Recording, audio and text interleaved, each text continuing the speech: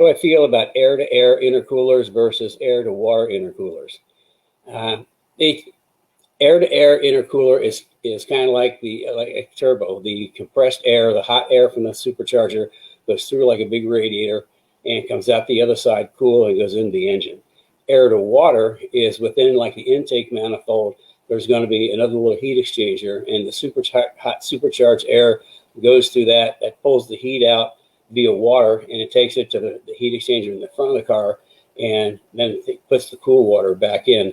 So there's two different ways of cooling the charged air, and you have to cool supercharged or turbocharged air because when you compress air, it gets hot, and you get too much heat, and you start losing performance, and bad things can happen if you have too much inlet temperature. So here's the thing: for like a positive displacement supercharger, that's something like the Eaton, the Roush, the Whipple, any of those positive displacement was a screw type supercharger. Pretty much they're all air to water. That's simply because the little exchanger packages pretty neatly underneath the supercharger, in the manifold area.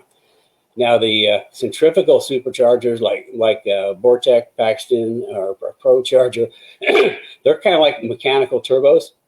It's like a turbo compressor driven by a belt off the motor.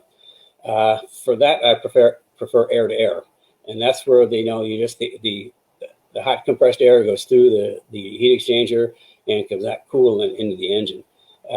In motorsports and racing, that's all we ever use is air to air. But most of those cars are turbo cars. So for the track cars that do use like a supercharger, preferably for a Mustang on track, centrifugal, I prefer much better.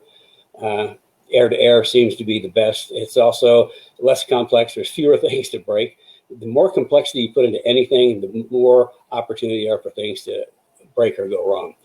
So, I mean, there's two different applications.